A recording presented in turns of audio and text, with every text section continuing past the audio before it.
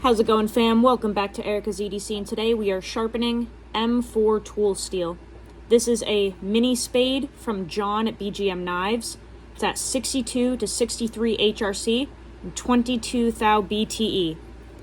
Double hollow ground, and all of John's knives come with a convex edge bevel. I understand why he ships them out like that. Provides a lot of stability and toughness, if we want to call it that. But I don't necessarily need a convex edge, so today I am putting my own bevel on here, and we're going to see what type of edge we get off of just a 325 grit stone here. M4 is really easy to sharpen. It's actually a lot of fun if you enjoy sharpening. So I have already started this bevel, and the reason I wanted to start beforehand was because I don't have editing software, and I wanted to show you the contrast between my bevel and the convex bevel that has not been touched yet. And I just want to explain a little bit why this is important in use for you to think about. So this is my bevel that I've created on this 325 DMT stone. It's already pretty reflective off of just this stone. You can see some light reflecting off. And then if we switch, this is the convex side from John. You can see it's a little different. We don't have as much light reflecting off. So this is the untouched side. The reason I wanted to talk about this today is because your edge, your DPS, your finish, all of that is really important to think about when you're deciding what you want to use your knife for and how you want to obtain the best performance from your knife. Convex edges are really good if you kind of like to be on your knives, if you're looking for your edge to really hold up to some pretty extreme abuse. If you like to baton, convex edges are wonderful. If you are someone who maybe uses your knife as a multi-tool and you do some prying, maybe you're thinking you might hit staples, or if you're doing pallet straps and you want some extra stability and beef behind your work, a convex edge is really nice for that. But if you're looking for sheer performance in terms of edge retention and longevity with literally just slicing tasks and not beating on it, I prefer a normal bevel. So it's really just dependent on what you're going to use your knife for. But for me, I don't need a convex edge, and I like that front end sharpness that you get from a normal edge bevel. I really like that instead, just for what I do with my EDC knives. Now that's not to say that goes for all of my knives, because I definitely have some outdoor knives that I like to use for woodwork and bushcraft tasks, and I definitely do not mind keeping a convex edge on those, especially bark rivers. But with a small EDC knife like this, that's only, 6.5 inches long or whatever, I don't need that extra toughness. So the burr has come up really nice on this. Like I said at the beginning of the video, M4 is extremely easy to sharpen. Takes a great edge.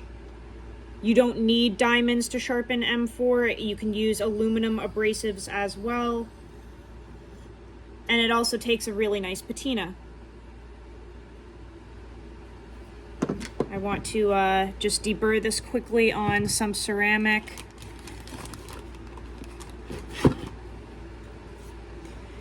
M4 will take a really toothy edge as well and hold that for a significant period of time. That's why I'm using a 325 today, because I want to create a really nice toothy working edge that it'll keep. For me specifically, I'm totally fine with keeping M4 at 325 or even 600 and leaving it at that. You can absolutely polish it if you wish, but you don't have to. Okay, so now we're going to work on our convex side. But I think it's really important to look at what your bevel, what type of bevel you have, because if a knife isn't performing the way that you want it to, it could be the type of edge bevel it has, it could be the degrees per side, it could be the BTE, the behind the edge thickness. Those are all things that really change the performance of a knife. That's something I just went over in my last video, I believe, with this Northern Knife Works Otter. I hadn't really been the biggest fan of Nitro V before this knife because I had always used it at like under 62 HRC. This one's 63.5 and this literally feels like a different steel. So, hardness, degrees per side BT, all of that stuff really can completely change the way a steel works for you and even a specific knife.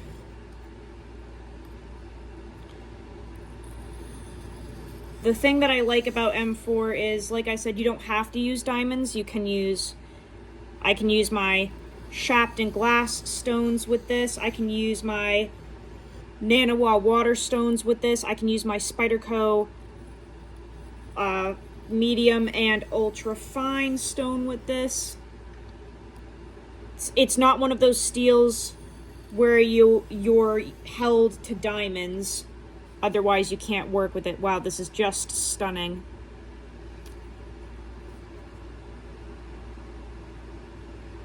Just off of a 325, we have some pretty good reflection there. It's obviously not mirror, but very beautiful. And just using this right now on this stone and how it's responding, the burr coming up, you can just feel the quality of that heat treat.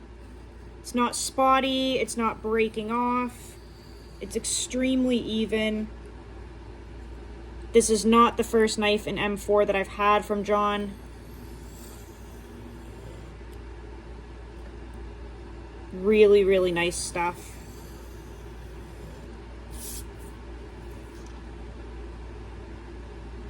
This is looking great. I just want to get up in here a little more. One other thing I would like to just address, because this has been a topic of conversation lately, is sharpening choils. I made a video, I think like a week ago, showing how I put a sharpening choil on a knife if it does not come with one. And there was one, I think there were like maybe 1 or 2 people in the comments that were like, I don't get it. Like, why would you put a sharpening choil in? And I said in the video, it's because you're then able to access the full bevel without interruption, right? The difficult thing about some Spyderco knives and other knives in general is that when they don't have a choil, this one does, but I put it on there. Spydercos don't come with the choil. It can be really tricky to access the full bevel when you don't have the little cutout from the choil. And the other thing is the material, the steel, up in this kind of heel area, this ricasso area, generally it's pretty thick. It can be really wonky too. So when you're on your stone, which is ideally a completely flat surface, and you've got thickened steel up here, you can't actually get your full bevel on here properly. That's why a lot of people put choils on their Spydercos. That's also why a lot of companies just put choils on in general. It really allows you to properly, without issue, sharpen the full edge.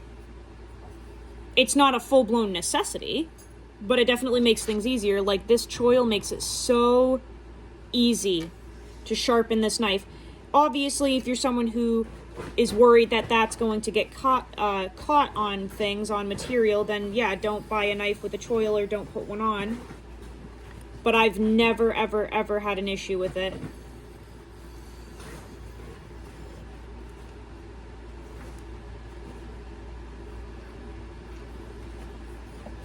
I think we're already good to go back and forth. This is just gorgeous. All right, I'm gonna just do some quick deburring. Then we're gonna go back and forth, dial everything in and see how it is.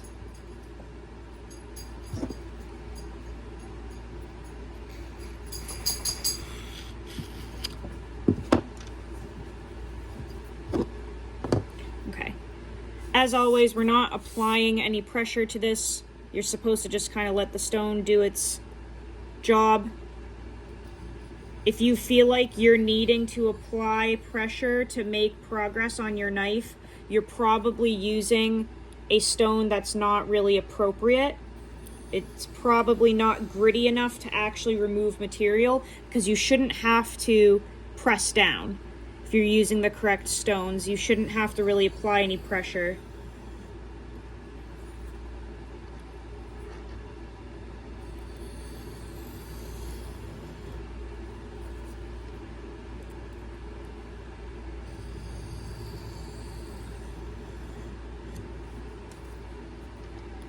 If you're interested in M4, just remember it is not a stainless steel at all. It will absolutely rust on you if you don't take care of it and you put it away in the sheath or whatever in storage wet. Definitely you have to just kind of pay attention to it. I really like it because I love patina, so I'm really excited to start building one on this particular knife.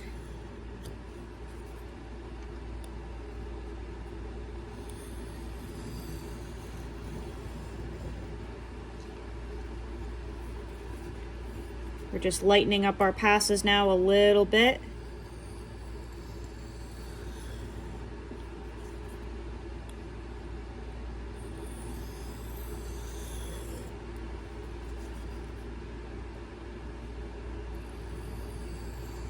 If you want to get into sharpening, whether it's on a fixed angle system or freehand, but you also want a little bit of maybe some performance qualities of those higher end steels, those super steels, M4 is a great one to start with because it's so easy to fix and sharpen, and it's pretty tough for what it is. So I really recommend M4. It's a lot of fun to use.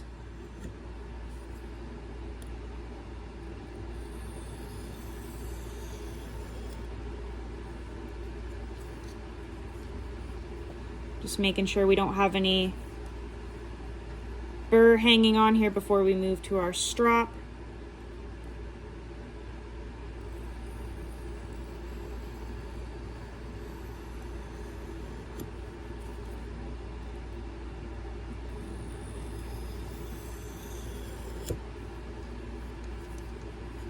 I've got a little bit on this one side here. I just want to knock that off.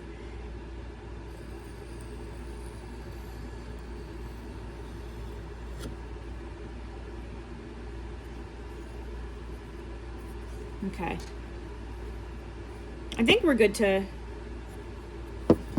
move to a strop. I've got like a tiny bit of burr, but I'm figuring with what I'm going to use, it's probably going to just knock it off, so we're going to see what happens. We're going to use 3 micron Gunny Juice on a strop here.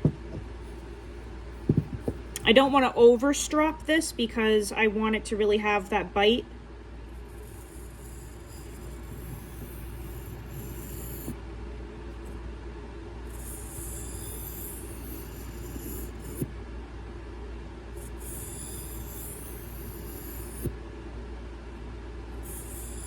I know that John uses M4, I think like I want to say Steve Kalari also has done some M4. Spyderco does a few of their models in it as well. They're not as readily available as like the typical, you know, S45, S30V, 20CV, stuff like that from Spyderco, but I have seen them because I've owned them. I had the Sage 5 lightweight in M4, and I had a Native 5 lightweight in M4 as well. Really good stuff.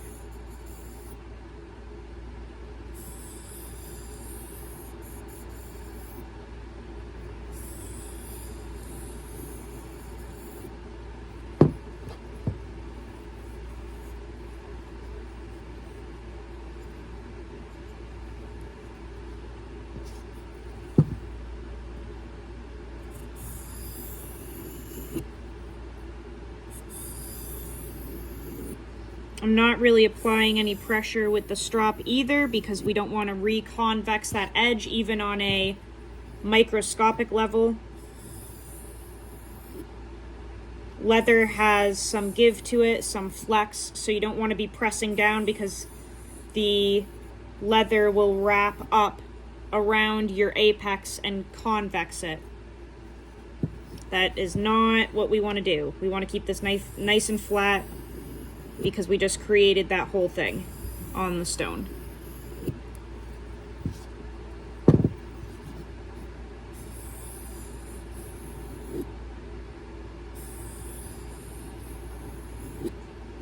Okay, now we're going to do some back and forth passes.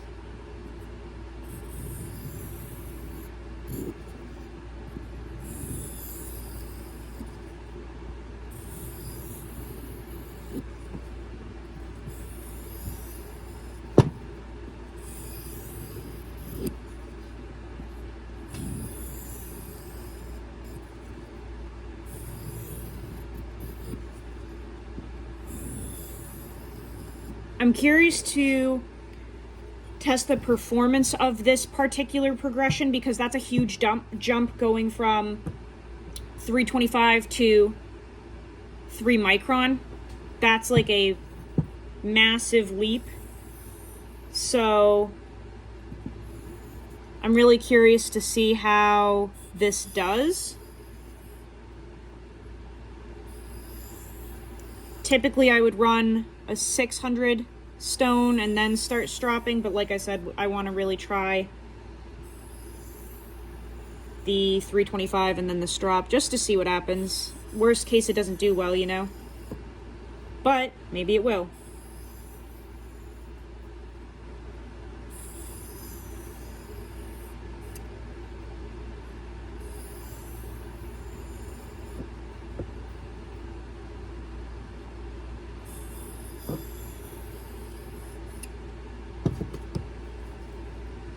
All right, let's check this.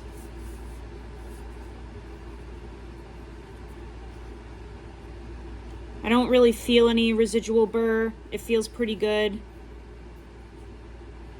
I'm curious about this area right here because when the knife arrived, it looks like maybe John had slipped on the belt or the wheel, whatever he was using, because the bevel was a certain way and then it very clearly and definitively was different from here on, and it would like kind of, it would cut paper here, really hang up in this area because of that difference, and then cut the rest.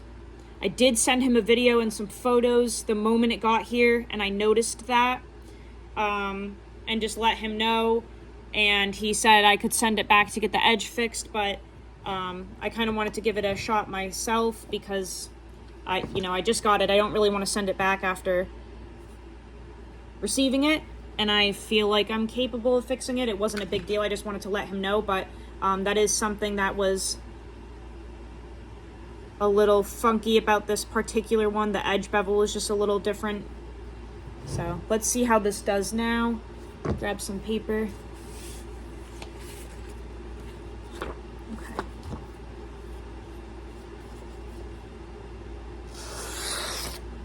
Nice. Ooh, that just fell on the dog and it scared him.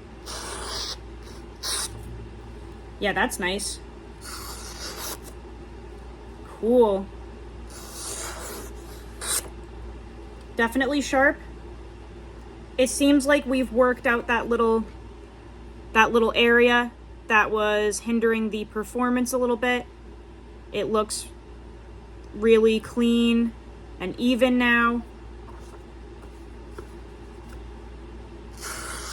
It's cutting really nicely.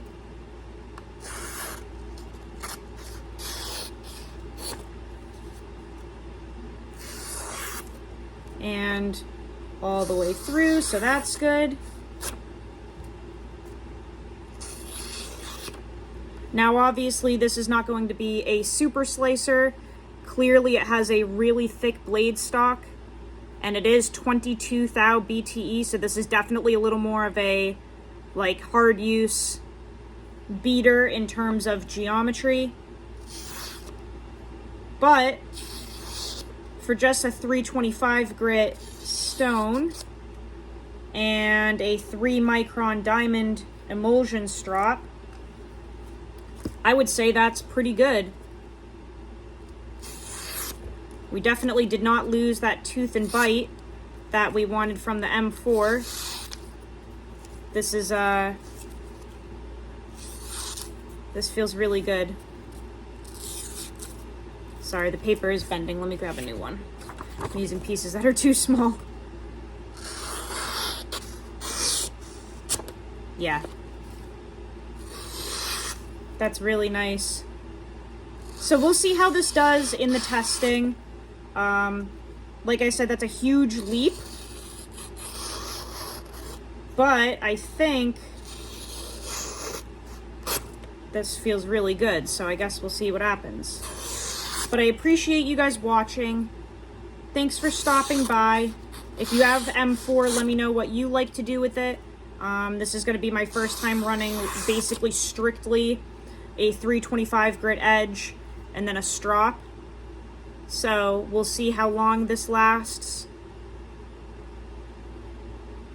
But I'm really pleased with how easy that was to sharpen. The feedback was phenomenal. So we'll see how this does in the testing. I really appreciate the support, guys. Thanks so much for stopping by.